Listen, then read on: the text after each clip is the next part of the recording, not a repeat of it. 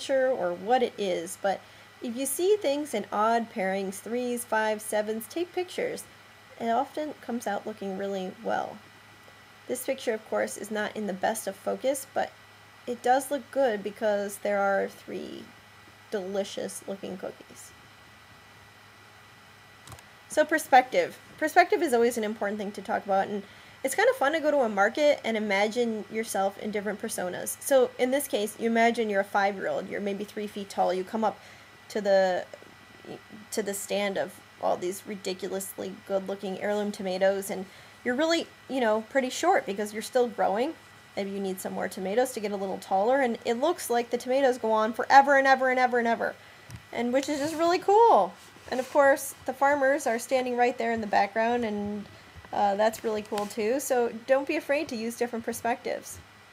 Here's some sprouts growing. It looks like a forest, but they're actually only about an inch tall. You have a cow that's about to lick the camera, probably. But what's interesting is you're still getting the same information. The cow is on the field. The cow's likely eating the clover and eating the grass. But it's not an obvious interpretation of a cow on the grass.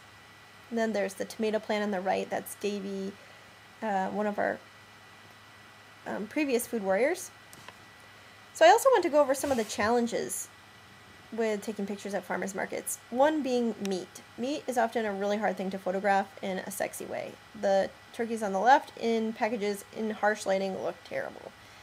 But they're actually delicious turkey, and so how can we help to market for the farmer by taking the best pictures we can? The one on the right is actually the same turkeys, but now we have a picture of the guys who actually raised the turkeys, and they're quite the characters, and it's just so much more interesting. So with meat, always ask if somebody doesn't mind holding up some of what they're selling. Say like, hey, we're taking pictures for this great nationwide food guide, Real-Time Farms. You should check yourself out on it later. But I just kind of wanted to know if you could hold up a piece of the meat, because rather than me just taking a picture of the meat in the wrapper, and I think it'll be much more interesting to the people on the site. And people are usually like, yeah. Another big challenge, of course, is artisan goods, things that are in bags and might not always be arranged in the best way. Sometimes they are. Sometimes artisan stands are the most beautiful. But sometimes they can just be the trickiest to really engage people with. You're not always going to be able to get people to take stuff out of the wrappers, and in most cases they won't, and I probably wouldn't ask. But in this case, this one just happened to be, so I took a picture of it as if it was being offered to us to eat right now. Macro settings, again, oh man, great use of macro settings. The jam on the left and the olives on the right. Most people would think just to take pictures of olives in the actual, plastic containers from a top, and it's not very interesting. But if you took it from the side, really close up, it's like, what is that? And even having someone ask for a brief second, what is that, makes them engage in the photo. Here again, we have a macro setting of some dried fruit, and then we have some roasting in action here at I forget the name of the roaster, but this is in Colorado by one of the food warriors, Jules. And of course the one on the left is by Gina, and these are both food warriors from our last session here in the summer. Don't be afraid to think outside the box. Often people think, okay, I gotta take a picture of fish on ice.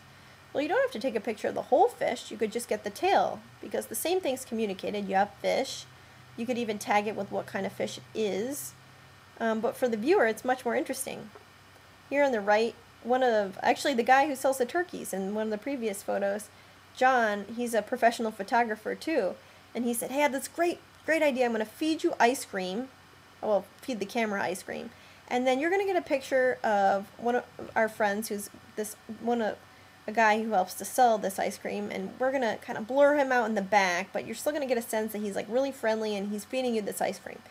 And I go, okay, yeah, sure, John, sure, let's just do it. We'll do it your way. And then I went back and I looked at the photo, and it was just so cool.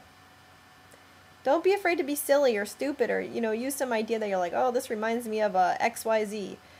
Carl always threatens to wear those headsets on when we go out to a date, which is just insanely dorky. So we found this garlic scape that was in exactly the same shape, and thought that was funny.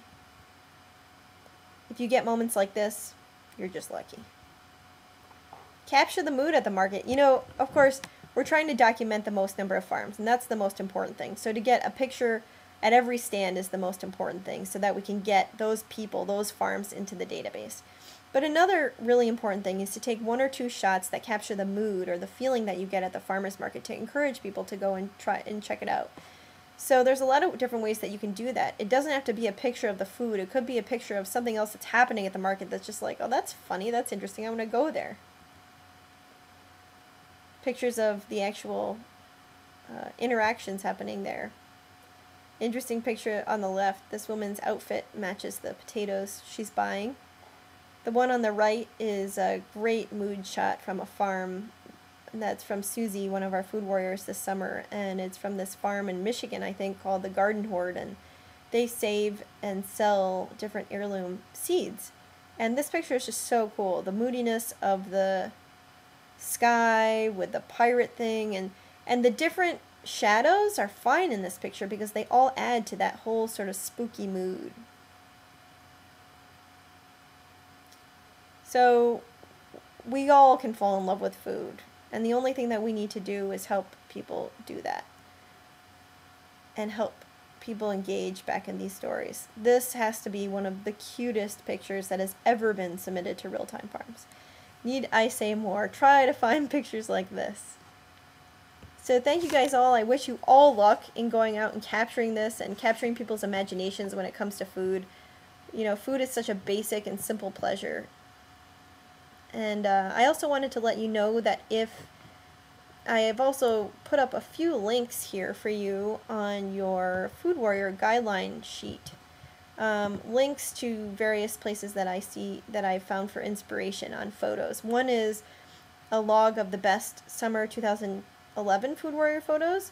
One is of the giant vegetable slideshow. One is this great project called the Lexicon of Sustainability, and it defines what different words mean, like sustainability or edible education or pasture raised, all kinds of things like that in photos. It's really interesting. And then the last slideshow is the top 100 farmers market photos that have been submitted to Real-Time Farms over the past year and a half. And there's one photo from each market. Let me just give you an example. This is the giant vegetable slideshow. And these pictures are amazing. Because often, it's almost like when you get people with their dogs and they remind you of the dog, or the dog reminds you of the person. And in this case, a lot of times the vegetable is reminding me of the person. And if you find any other inspirational sites that just really grab you, add them to the document. But here are, a lot of really just cool photos. So with that, I leave you on your way to document the food system, and yeah, cheers.